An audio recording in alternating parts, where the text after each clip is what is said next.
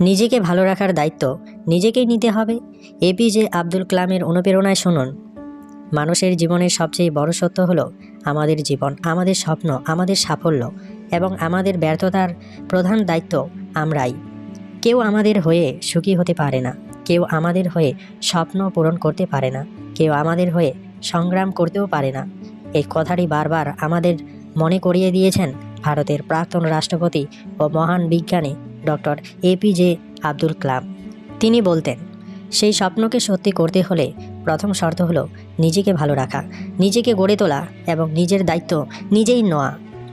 আমরা প্রায় জীবনের সমস্যার জন্য অন্যদের দোষ দিই, পরিবার, সমাজ, পরিস্থিতি, ভাগ্য। কিন্তু কালামের জীবন আমাদের শেখায়, পরিস্থিতি কখনো মানুষের ভবিষ্যৎ নির্ধারণ করে না, মানুষের মনোভাব তার ভবিষ্যৎ গড়ে তোলে। একটি দরিদ্র পরিবারের সন্তান হয়েও তিনি দেশের সর্বোচ্চ বৈজ্ঞানিক ও রাষ্ট্রপতির আসনে পৌঁছেছিলেন, কারণ তিনি বিশ্বাস করতেন নিজের উন্নতির প্রথম দায়িত্ব নিজেই নেবেন। নিজেকে ভালো রাখা মানে শুধু শরীর ভালো রাখা নয়, মন, চিন্তা, চরিত্র এবং আত্মবিশ্বাস সব কিছুকেই সুস্থ রাখা।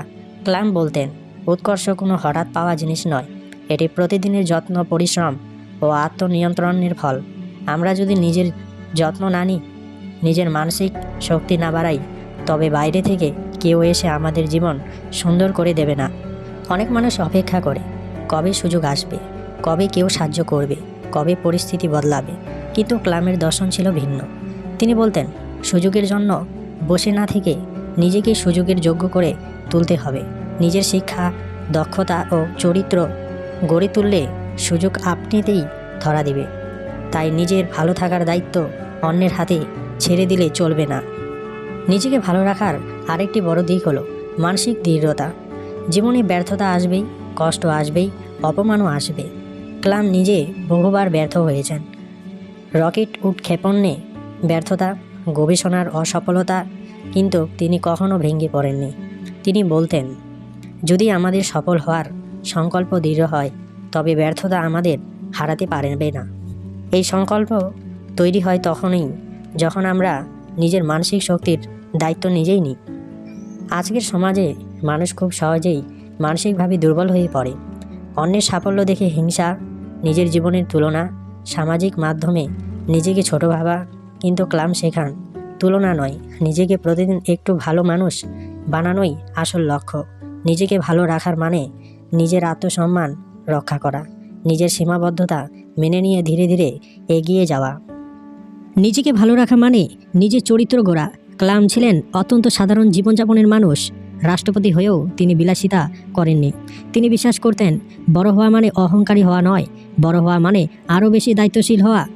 নিজের নৈতিকতা, সত্যতা ও মানবিকতা রক্ষা করাও নিজের দায়িত্ব। কেউ আমাদের জোর করে ভালো মানুষ বানাতে পারে না। আরেকটি গুরুত্বপূর্ণ বিষয় হলো স্বপ্ন। কালাম বলতেন, স্বপ্ন সেই যা আমাদের ঘুমোতে দেয় না।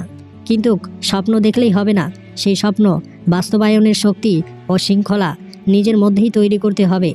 অনেক সময় আমরা বলি, আমার ভাগ্য খারাপ, আমার সুযোগ নেই। কিন্তু কালামের জীবন প্রমাণ করে, সীমাবদ্ধতা সত্ত্বেও মানুষ অসাধ্য সাধন করতে পারে যদি সে নিজের উপর দায়িত্ব নিতে শেখে। নিজেকে ভালো রাখার দায়িত্ব নেওয়া মানে নিজের ভুল স্বীকার করা, নিজের দুর্বলতা আছে না এবং নিজেকে পরিবর্তনের সাহস রাখা। অন্যকে দোষ দিয়ে আমরা সাময়িক শান্তি পাই, কিন্তু নিজের দায়িত্ব নিলে আমরা স্থায়ী উন্নতির পথে এগোই। কালাম বলতেন, নেতৃত্ব মানে আদেশ দেওয়া নয়, আগে নিজে উদাহরণ হওয়া। নিজের জীবনের নেতা আমাদের নিজেকেই হতে হবে। সবশেষে বলা যায়, ডক্টর এপিজে আব্দুল কালামের জীবন আমাদের একটি গভীর শিক্ষা দেয়। আমাদের জীবন আমাদের হাতেই। সুখী হওয়া, শক্ত হওয়া, সফল হওয়া, সব কিছুর প্রথম চাবিকাঠি নিজের কাছেই। কেউ আমাদের জন্য লড়বে না, কেউ আমাদের জন্য স্বপ্ন পূরণ করবে না।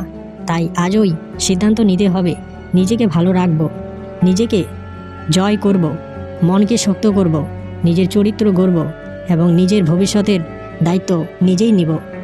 কারণ যেমন কালাম বিশ্বাস করতেন, মানুষ যখন নিজের দায়িত্ব নিজে নিতে শিখে, তখনই সে সত্যিকারের বড় মানুষ হয়ে ওঠে। বন্ধুরা, আজকের ভিডিওটি ভালো লাগলে একটি লাইক দিয়ে চ্যানেলটি সাবস্ক্রাইব করবেন। ধন্যবাদ সকলকে।